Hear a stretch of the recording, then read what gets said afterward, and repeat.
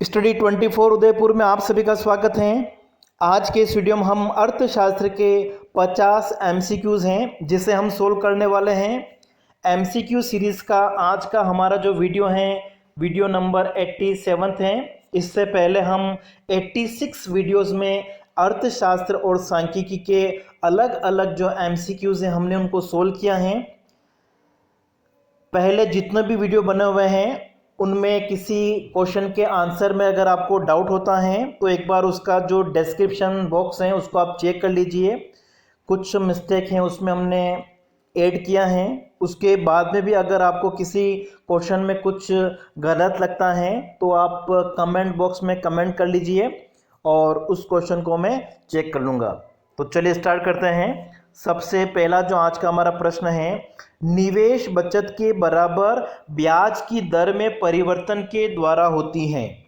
ठीक है, बचत और निवेश में जो समानता है वो ब्याज की दर में परिवर्तन के द्वारा होती है। यह किन्सियन विचारधारा है, क्लासिकी विचारधारा है, या बचत निवेश के बराबर जैसे ही हैं और हमेशा बराबर नहीं होते हैं।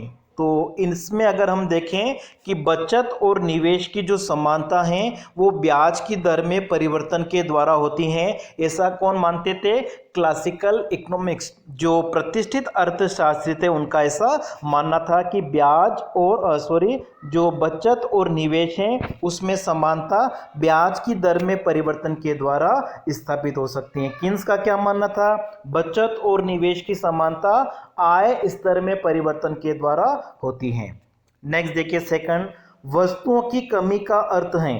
ठीक है, वस्तुओं की कमी का मतलब क्या होता है? जब किसी वस्तु की मांग ज्यादा होती है उसकी पूर्ति की तुलना में। ठीक है, पूर्ति कम है और मांग ज्यादा है तो एक तरह से किसको दर्शाता है? वस्तुओं की कमी को दर्शाता है। तो हम कह सकते हैं कि किसी वस्तु की मांग अधिक होती है पूर्ति से। तो करेक्ट आंसर आपका हो जाएगा ऑप्शन ए।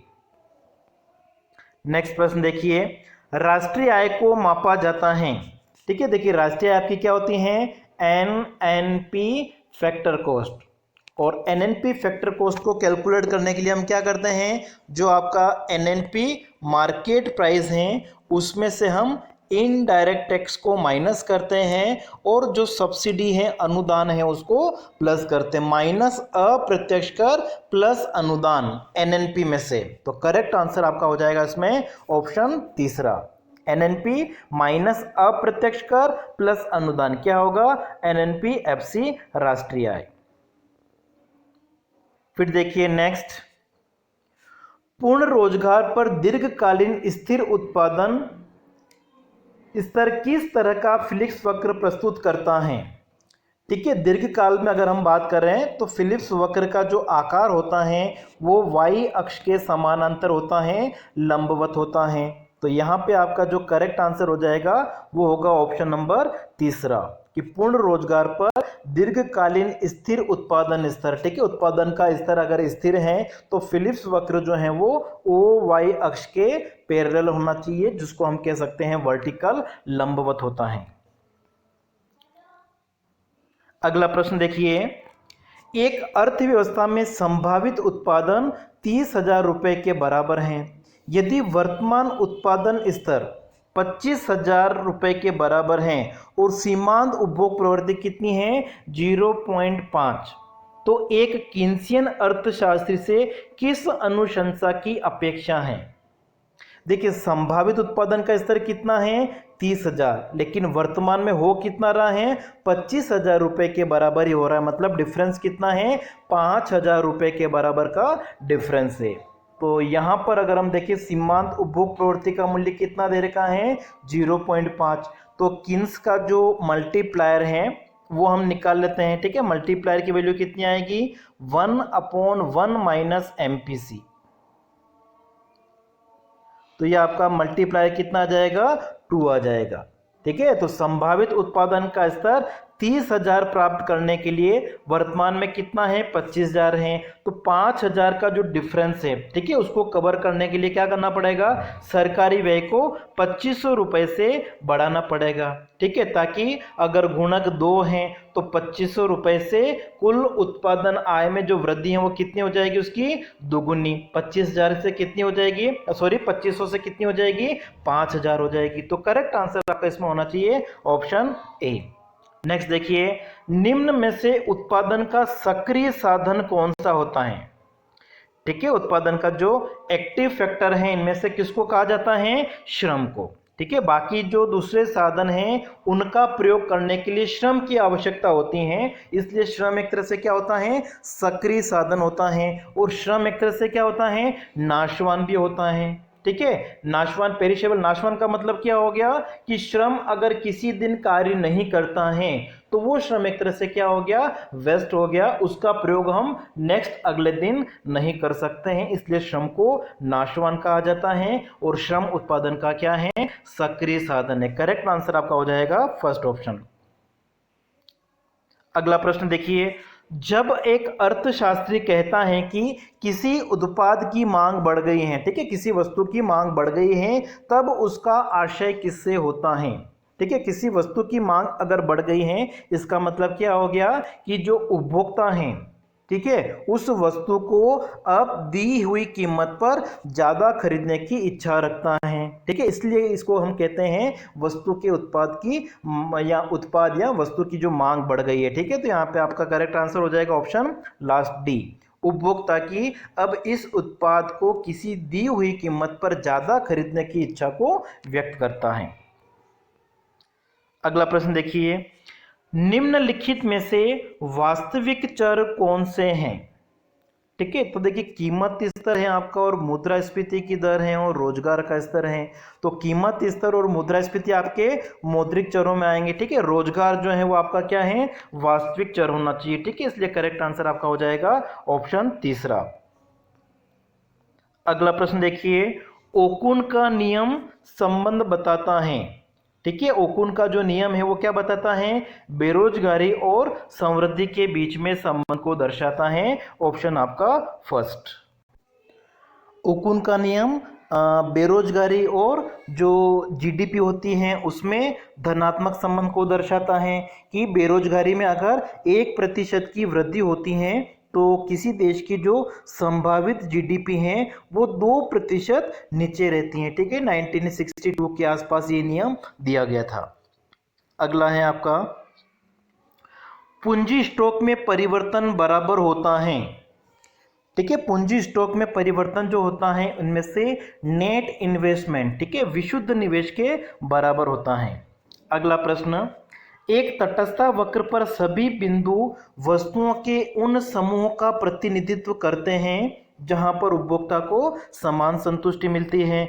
तो यहां पे आपका जो करेक्ट आंसर होना चाहिए,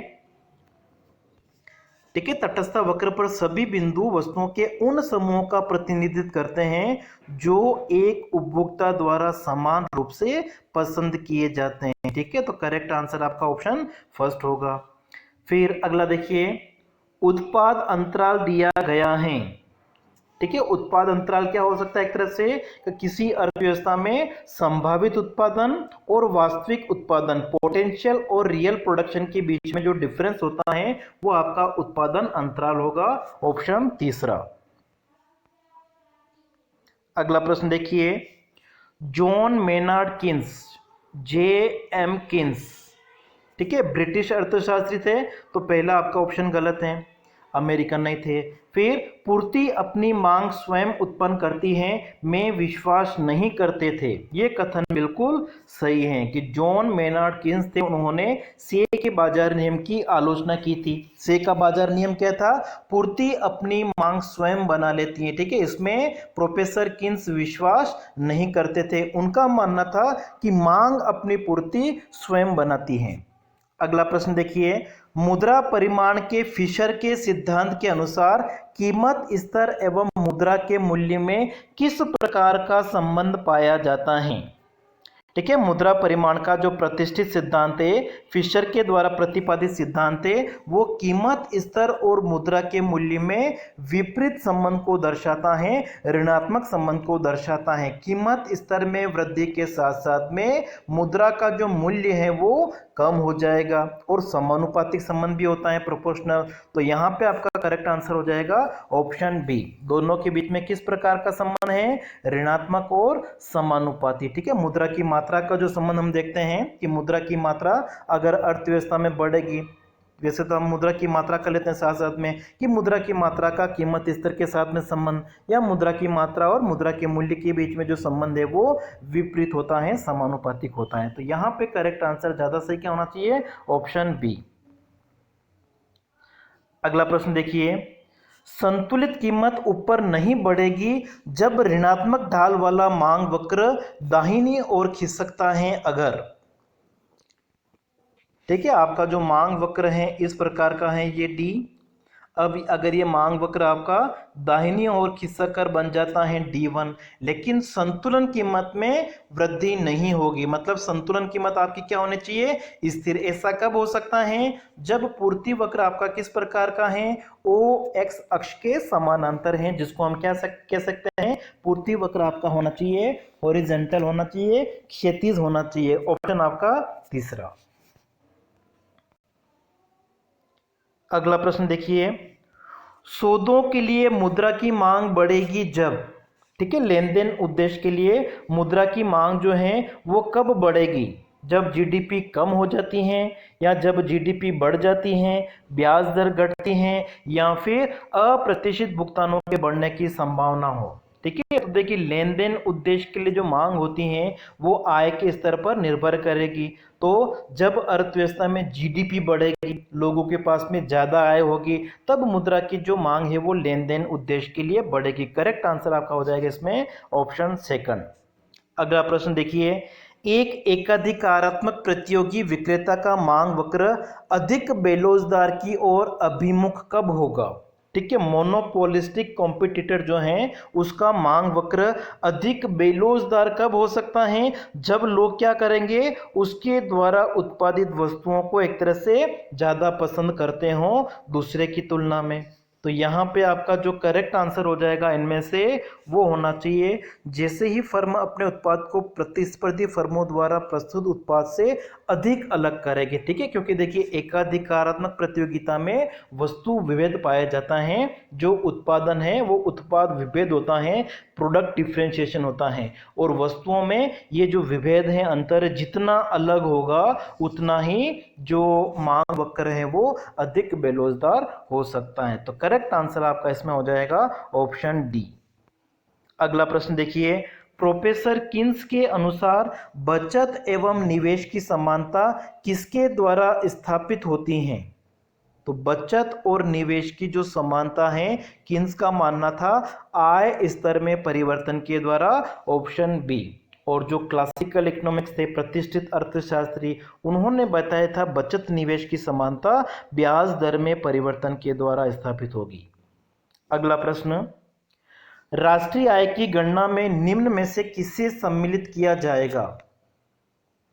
अध्यापक द्वारा अपने पुत्र को पढ़ाना। ठीक है। ये आर्थिक क्रिया नहीं है, इसको सम्मिलित नहीं किया जाएगा।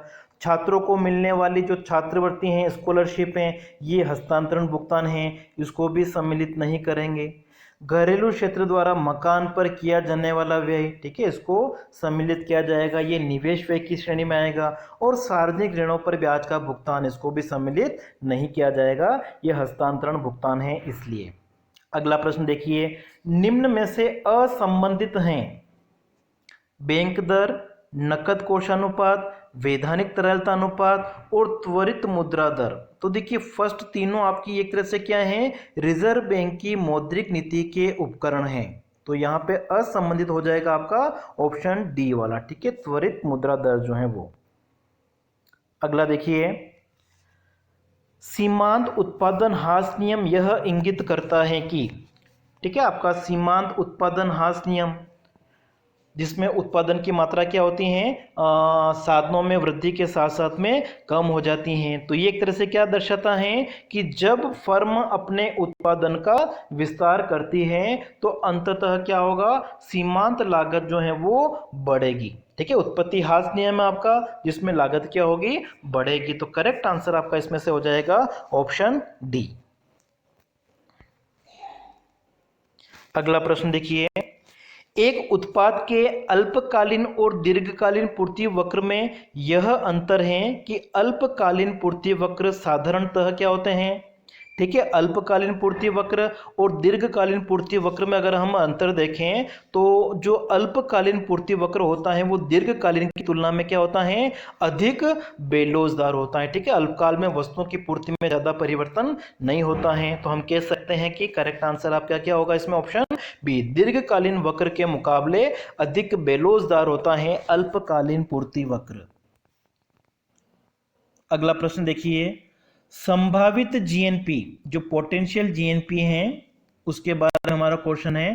तो संभावित जीएनपी क्या होती हैं, उस न्यूनतम उत्पादन का माप है जो किसी अर्थव्यवस्था किसी समय में यथोचित रीति से उत्पादित कर सकती है। ठीक है, संभावित जीएनपी का मतलब क्या है, किसी अर्थव्यवस्था के पास में जो भी उत्पादन के संसाधन उपलब्ध हैं उनका प्रयोग करके एक अर्थव्यवस्था जो वस्तुओं का उत्पादन कर सकती है उसको हम क्या कहते हैं, संभावित जीएनपी कहते हैं। ठीक है, तो करेक्ट आंसर आपका क्या हो जाएगा, ऑप्शन तीसरा। और अगर आपको कोई कंफ्यूजन लगता है तो आप कमेंट बॉक्स में कमेंट कर सकते हैं। अगला प्रश्न देखिए, यदि उपभोक्ता की मौद्रिक आय घट जाती है, ठीक है, मौद्रिक आय क्या हो रही है, घट रही है, जिससे उत्पाद ए की मांग बढ़ जाती है, तब निष्कर्ष निकलता है कि उत्पाद ए घटिया वस्तुएं हैं, प्रतिस्थापन वस्तुएं हैं, पूरक वस्तुएं हैं या सामान्य वस्तुएं हैं। तो आय, जब मौद्रिक आय घट जाती हैं तो जिन वस्तुओं की मांग कम हो जाती हैं, ठीक है, वो वस्तुएं कैसी होती हैं, घटिया वस्तुएं होती हैं। और आय कम होने के साथ में, ठीक है, मौद्रिक आय क्या हो रही, घट रही है, तो यहाँ पे उत्पाद की मांग क्या हो रही, बढ़ रही है। और आय घटने के साथ में अगर किसी वस्तु की मांग बढ़ती है, इसका मतलब वो वस्तु कौन सी है, घटिया वस्तु होती हैं, इंफीरियर गुड होती हैं। तो यहाँ पे आपका करेक्ट आंसर हो जाएगा ऑप्शन फर्स्ट। और आय में अगर वृद्धि होती है तो घटिया वस्तुओं की जो मांग है वो क्या हो जाएगी, कम हो जाएगी। आय और मांग में विपरीत संबंध पाया जाता है इंफीरियर गुड्स के लिए। नेक्स्ट हमारा है, जीएनपी में 6% की वार्षिक वृद्धि दर होने पर जीएनपी लगभग कितने वर्षों में दुगुनी हो जाएगी।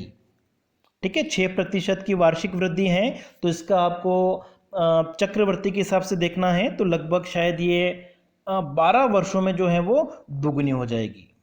इसको आप चेक कर लेना एक बार। अगला हम देखते हैं,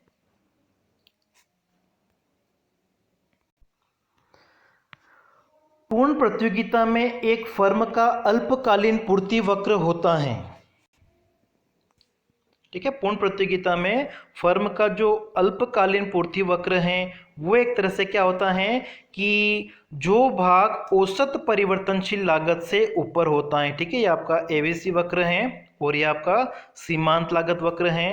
तो सीमांत लागत का वह भाग जो औसत परिवर्तनशील लागत से ऊपर होता है उसको एक तरह से क्या कहा जाता है, अल्पकालीन पूर्ति वक्र। तो यहाँ पे आपका जो करेक्ट आंसर होना चाहिए ऑप्शन बी, सीमांत लागत का वह भाग जो औसत परिवर्तनशील लागत के ऊपर होता है वो पूर्ण प्रतियोगी फर्म का अल्पकालीन पूर्ति वक्र होता है।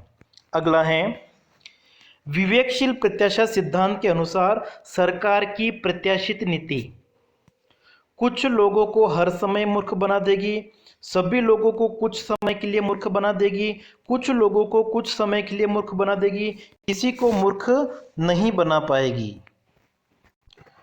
तो इसका जो करेक्ट आंसर हो जाएगा कि सरकार की जो प्रत्याशित नीति होती हैं उसके बारे में लोगों को पता चल जाता है, इसलिए फिर सरकार शुरू में मूर्ख बना सकती है लेकिन उसके बाद में किसी को भी मूर्ख नहीं बना सकती है। ठीक है, लोग उसका अनुमान लगा लेते हैं, इसलिए करेक्ट आंसर आपका इसमें होना चाहिए ऑप्शन डी। अगर कोई कंफ्यूजन लगता है इसमें तो आप कमेंट बॉक्स में बता सकते हैं। अगला प्रश्न देखिए, मंदी के समाधान के लिए विस्तारित मौद्रिक नीति की तुलना में विस्तारित राजकोष नीति का तुरंत प्रभाव संभव होगा। ठीक है। अगर अर्थव्यवस्था में मंदी की स्थिति है तो मंदी की स्थिति को दूर करने के लिए मौद्रिक नीति की तुलना में अगर राजकोषीय नीति का प्रयोग किया जाता है तो इसका जो प्रभाव है वो क्या होगा। ठीक है, नीची मुद्रास्फीति, कम सार्वजनिक व्यय, ऊंची ब्याज दरें या नीची जीडीपी समृद्धि दर। तो राजकोषीय नीति में एक तरह से क्या होता है कि सरकार क्या करेगी, मंदी को दूर करने के लिए अधिक मात्रा में सरकार को व्यय करना पड़ेगा। तो इसका तुरंत प्रभाव संभवतः क्या हो सकता है कि मुद्रास्फीति एकदम तो नहीं बढ़ सकती। ठीक है, इसलिए करेक्ट आंसर आपका इसमें ऑप्शन ए होना चाहिए फर्स्ट। अगला प्रश्न देखिए, प्रथम श्रेणी कीमत विभेद के अंतर्गत, ठीक है, प्रथम श्रेणी का कीमत विभेद क्या होता है, जिसमें एकाधिकारी उपभोक्ताओं की समस्त बचत को वसूल कर लेता है। ठीक है, जितनी कीमत उपभोक्ता देना चाहता है उतनी ही कीमत अगर एकाधिकारी वसूल लेता है, उपभोक्ता की समस्त बचत को अगर एकाधिकारी फर्म ले लेती हैं तो ये प्रथम श्रेणी का कीमत विभेद होता है। तो यहाँ पे अगर हम देखें तो आपका जो करेक्ट आंसर हो जाएगा वो होगा ऑप्शन आपका दूसरा नंबर वाला। ठीक है, उपभोक्ताओं के पास उपभोक्ता की बचत नहीं बचती है। अगला प्रश्न, प्रतियोगी उत्पादित एक्स की कीमत में कमी लाने के लिए निम्न में से कौन सी पहल करेंगे। अगर वस्तु एक्स की कीमत में कमी लानी है तो इसके लिए क्या प्रयास किया जाएगा। ठीक है, वाई जो एक प्रतिस्थापन है उसकी कीमत में कमी, या जेड जो एक पूरक वस्तु है उसकी कीमत में कमी वृद्धि करनी पड़ेगी, या फिर के जो एक उत्पादन का साधन है जिसका प्रयोग एक्स वस्तु के उत्पादन में किया जाता है इसकी कीमत में कमी, या फिर किसी भी वस्तु पर कोई प्रभाव नहीं पड़ेगा। तो करेक्ट आंसर आपका इसमें से हो जाना चाहिए ऑप्शन नंबर आपका तीसरा वाला। ठीक है, कि उत्पादन का जो साधन है कि, ठीक है, उत्पादन के साधन का प्रयोग किसमें किया जा रहा है, उस वस्तु एक्स को बनाने में किया जा रहा है, और अगर इस साधन की कीमत में कमी आएगी तो उसके द्वारा उत्पादित वस्तु की कीमत में भी क्या आएगी, कमी आएगी, क्योंकि साधन की मांग व्युत्पन्न मांग होती है। तो यहाँ पे ज्यादा से आंसर आपका हो जाएगा ऑप्शन तीसरा। फिर नेक्स्ट प्रश्न देखिए, एक घटिया वस्तु को पृथक किया जा सकता है। ठीक है, घटिया वस्तु के संदर्भ में अगर हम देखें तो आय की जो लोच है वो कैसी होती हैं, ऋणात्मक होती हैं। ठीक है, आय बढ़ने के साथ साथ में घटिया वस्तु की मांग कम हो जाती है। तो यहाँ पे आपका करेक्ट आंसर हो जाएगा ऑप्शन नंबर फोर्थ, मांग की ऋणात्मक आय लोच।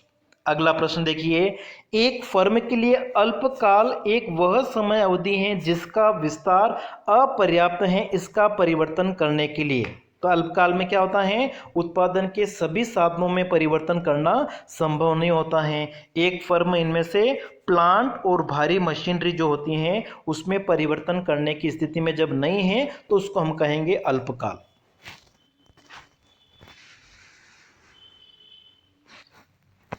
अगला प्रश्न देखिए, यदि एक अर्थव्यवस्था पूर्ण रोजगार के स्तर पर उत्पादन कर रही है तब, ठीक है, पूर्ण रोजगार की स्थिति है तो इसका मतलब क्या होता है, सरकार का बजट संतुलित है, व्यापार शेष संतुलन में है, बेरोजगारी की दर शून्य है, या फिर घर्षणात्मक बेरोजगारी। ठीक है, तो पूर्ण रोजगार का स्तर है तब भी इसमें घर्षणात्मक बेरोजगारी हो सकती है। ठीक है, तो आंसर आपका ये होना चाहिए, चेक कर लीजिएगा इसको।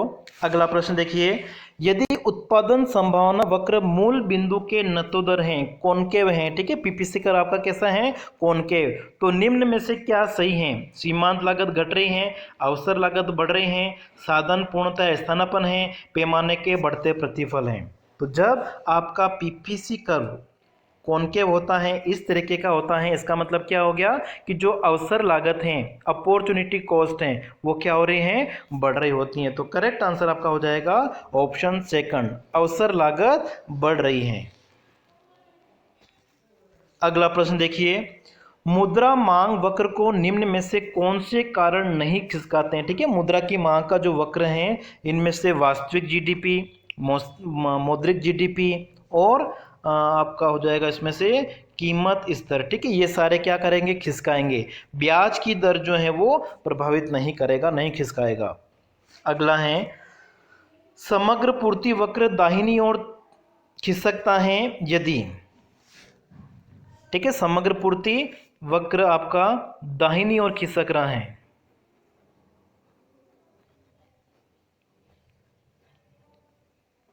ठीक है, इधर आपका प्राइस लेवल जब हम लेते हैं तो समग्र पूर्ति वक्र दाहिनी ओर खिसकता है यदि इनमें से क्या होता है। ठीक है, तो देखिए श्रम की पूर्ति घटेगी वो तो बाईं ओर जाएगा। संयंत्र और उपकरणों में अगर निवेश बढ़ता है, ठीक है, तो नहीं होगा। कंपनी कर बढ़ते हैं, शिक्षा के अवसर घटते हैं। ठीक है, तो ज्यादा सही आंसर इसमें होना चाहिए ऑप्शन ए। अगला प्रश्न देखिए, एक फर्म का औसत कुल लागत वक्र न्यूनतम होगा उस उत्पादन स्तर पर। ठीक है, औसत लागत जो है न्यूनतम कहां पे होगी?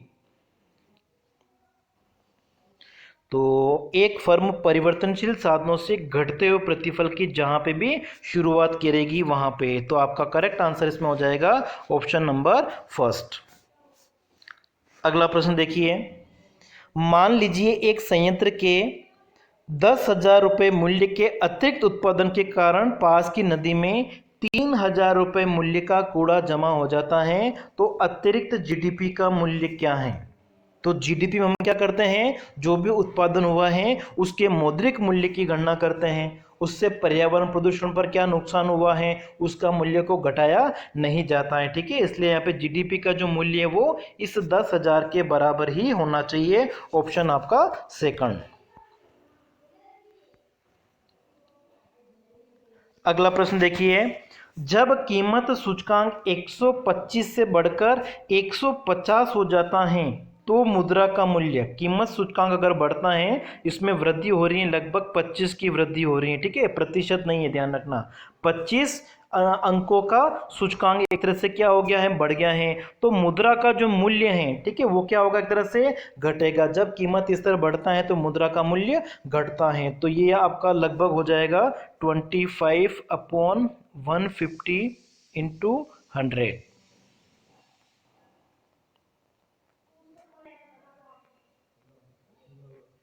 तो 16.66 या 17% के आसपास होना चाहिए। अगला प्रश्न देखिए, भारतीय रिजर्व बैंक का राष्ट्रीयकरण कब हुआ? ठीक है, भारतीय रिजर्व बैंक आरबीआई की जो स्थापना वो हुई थी 1 अप्रैल 1935 को, और स्वतंत्रता के बाद में 1949 में आरबीआई का राष्ट्रीयकरण हुआ है। अगला प्रश्न, मान लीजिए आरक्षित कोषानुपात 10% है और एकमात्र बैंक जिसके पास में कोई अतिरिक्त कोष नहीं है 1,000 रुपये जमा प्राप्त होती हैं, तो बैंक के अधिक की कोषों का मूल्य क्या होगा? तो देखिए आरक्षित कोष अगर 10% हैं तो क्रेडिट मल्टीप्लायर सात गुणक कितना होगा, 1/10%। और 1/10% का मतलब 1/10/100, ये हो जाएगा 100/10 इक्वल टू 10। मतलब 1,000 रुपये की अगर जमा होती हैं तो कुल जमाएं कितनी बढ़ जाएगी, उसका 10 गुना। ठीक है, 10 गुना का मतलब 10,000, और इस 10,000 में से 1,000 रुपये तो ये प्राथमिक जमा है, और सरप्लस कितना हो गया बाकी का 9,000। तो करेक्ट आंसर आपका हो जाएगा इसमें ऑप्शन डी। अगला प्रश्न देखिए, विवेकशील प्रत्याशा क्रांति, रेशनल एक्सपेक्टेशन जो हाइपोथेसिस हैं को विकसित करने का जो श्रेय है वो किसको दिया जाता है, रॉबर्ट ई लुकास को। ठीक है, ऑप्शन आपका फर्स्ट। अगला प्रश्न देखिए, रेचेट प्रभाव संबंधित हैं। ठीक है, जब लोगों की आय बढ़ती है तो लोग अपना उपभोग बढ़ाते हैं, लेकिन आय में कमी होने पर उपभोग के वो पुराने स्तर पर वापस नहीं आते हैं। तो ये जेम्स ड्यूजनबरी की जो परिकल्पना है जिसको हम सापेक्ष आय परिकल्पना कहते हैं। ऑप्शन आपका ए। निरपेक्ष आय परिकल्पना किसकी है, प्रोफेसर किन्स की है। स्थायी आय परिकल्पना फ्रीडमैन की है। जीवन चक्र परिकल्पना मोदिग्लियानी की है, एंडो मोदिग्लियानी। अगला प्रश्न देखिए, निम्न में से कौन सा एक एकाधिकारी की पूर्ति नीति का सर्वश्रेष्ठ वर्णन करता है? एकाधिकारी पूर्ति तब तक करता रहेगा जब तक कि, किसी वस्तु की पूर्ति वो कब तक करता रहेगा, जब तक कि संतुलन के लिए क्या जरूरी है, मार्जिनल रेवेन्यू और मार्जिनल कॉस्ट बराबर होना चाहिए, सीमांत लागत और सीमांत आगम बराबर हो जाए। अगला प्रश्न देखिए, यदि एक एकाधिकारात्मक प्रतियोगी फर्म उस उत्पादन स्तर पर उत्पादन करती है जहां पर सीमांत लागत 10 रुपए है और सीमांत आगम क्या है 22 रुपए है, तब फर्म को क्या करना चाहिए? तो देखिए मार्जिनल रेवेन्यू यहाँ पे मार्जिनल कॉस्ट से ज़्यादा है और संतुलन के लिए क्या जरूरी है, एम आर बराबर क्या होना चाहिए, मार्जिनल कॉस्ट होना चाहिए। तो इसका मतलब क्या हो गया, यहाँ पे फर्म की रेवेन्यू मार्जिनल रेवेन्यू क्या है, ज़्यादा है। तो मार्जिनल रेवेन्यू में कमी कब आएगी, जब फर्म क्या करेगी, वस्तु की कीमत को कम करेगी। तो वस्तु की ज़्यादा मात्रा बेचने के लिए फर्म को क्या करना पड़ेगा, कीमत में कमी करनी पड़ेगी ताकि M R equal to M C हो जाए। तो यहाँ पे हो जाएगा आपका ऑप्शन नंबर तीसरा कि फर्म को क्या करना चाहिए, वस्तु की कीमत घटानी चाहिए ताकि बिक्री बढ़े, और बिक्री बढ़ेगी तो मार्जिनल रेवेन्यू जो है वो धीरे धीरे कम होकर किसके बराबर हो जाएगी, मार्जिनल कॉस्ट के, जहां पर फर्म को अधिकतम लाभ की प्राप्ति होगी। अगला प्रश्न देखिए, मुद्रा विस्फीति है, ठीक है। मुद्रा विस्फीति किसको कहते हैं, जिसमें मुद्रा स्फीति की दर में एक तरह से कमी आती है। तो करेक्ट आंसर आपका होना चाहिए इसमें ऑप्शन ए। अगला प्रश्न देखिए, किसी उत्पाद की मांग घटने का कारण बनेगा, ठीक है, किसी वस्तु की जो मांग है वो कम कब हो सकती हैं। तो यहां पर अगर हम देखें, साधनों की कीमतों का घटना और इसलिए उत्पादन का बढ़ना, उत्पादन का घटना और इस उत्पाद को उत्पादित करने वाले साधनों की मांग का भी घटना, ठीक है। उत्पादन घटना और इस उत्पादन को करने वाले जो साधन हैं उनकी मांग का घटना भी क्या करेगा, वस्तुओं के उत्पाद को घटाएगा, ठीक है। तो आंसर आपका होना चाहिए दूसरा। फिर तीसरा क्या, देखिए उत्पादन का घटना किंतु साधनों की मांग स्थिर रहना, ठीक है, इससे नहीं हो सकता है। उत्पादन का घटना और साधनों की कीमतों का गिरना, और केवल तब भी जबकि इनकी पूर्ति लोजदार हो। तो करेक्ट आंसर आपका इसमें हो जाएगा ऑप्शन दूसरा। अगला प्रश्न देखिए, व्यापार चक्र के मुद्रावादी मॉडल की मुख्य प्रेरक शक्ति क्या है। तो यहां पे आ जाएगा कि मुद्रा की मात्रा में जो परिवर्तन होता है उसके कारण व्यापार चक्र उत्पन्न होता है। तो करेक्ट आंसर आपका इसमें ऑप्शन अंतिम लास्ट वाला। अगला प्रश्न देखिए, मांग की कीमत लोच मापने की प्रतिशत विधि संबंधित है। तो मांग की कीमत लोच मापने की जो प्रतिशत विधि है वो किसके द्वारा दी गई है, प्रोफेसर फ्लक्स। तो करेक्ट आंसर आपका यहाँ पे हो जाएगा ऑप्शन बी। और कुल व्यय विधि जो है वो किसकी है, प्रोफेसर मार्शल की है।